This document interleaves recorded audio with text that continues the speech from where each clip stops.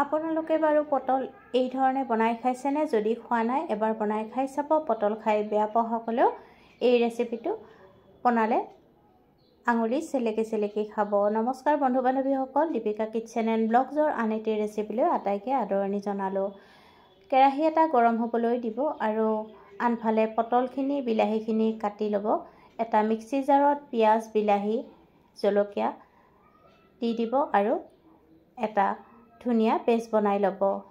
কেৰাহী এটা গৰম হ'বলৈ দিব আৰু গৰম হ'লে সৰিয়হৰ তেল দি তেলখিনি ভালদৰে গৰম হ'লে তাত নিমখ আৰু হালধি গুড়ি দি দিব আৰু এতিয়া কাটি লোৱা পটল কেইপিচ একেলগতে ভাজি ল'ব লাগিব। যেতিয়ালৈকে পটলখিনি কোমল নহয় তেতিয়ালৈকে ঢাকনি লগাই পটলখিনি ভালদৰে ভাজি উঠাই ৰাখিব।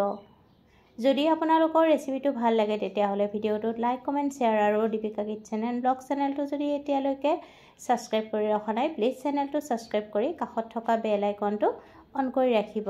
তেতিয়াহে মোৰ আহিবলগীয়া ভিডিঅ'ৰ নটিফিকেশ্যনবোৰ আপোনালোকে সৰ্বপ্ৰথমে পাব। পটল কেইপিচ ভজা হৈছে, এতিয়া উঠাই ৰাখিব আৰু সেই তেলখিনিতে শুকান জলকীয়া তেজপাত আৰু পাঁচফোৰণ অলপমান দি দিব আৰু এতিয়া বনাই লোৱা জলকীয়া বিলাহী আৰু পিঁয়াজৰ পেষ্টখিনি দি দিব আৰু কেঁচা গন্ধ গুচি যোৱালৈকে ভালদৰে ভাজিব লাগিব। সোৱাদমতে নিমখ দিব আৰু হালধি গুড়ি দি দিব আৰু তাৰপিছত ভালদৰে মিহলাই ল'ব আৰু দি দিব লাগিব আদা নহৰু পেষ্ট।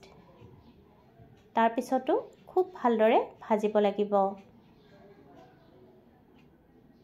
এতিয়া পানী দি দিব আৰু পানীখিনি দি ভালদৰে মিহলাই ল'ব আৰু ঢাকনি লগাই উতলিব দিব।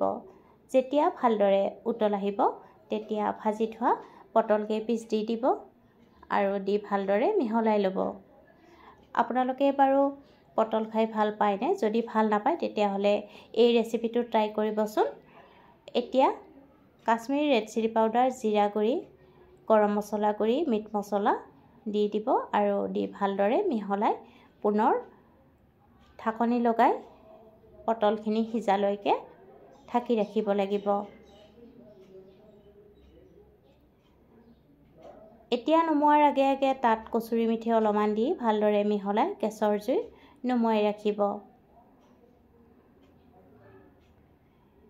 এয়া পটলৰ টেষ্টি টেষ্টি ৰেচিপি ৰেডি আৰু গেছৰ জুই নুমুৱাই তাত ঘিউ সৰু চামুচেৰে 2 চামুচ দি দিব আৰু দি ভালদৰে মিহলাই গৰমে গৰমে ভাত, ৰুটি নতুবা পৰঠাৰ লগত পৰিৱেশন কৰিব।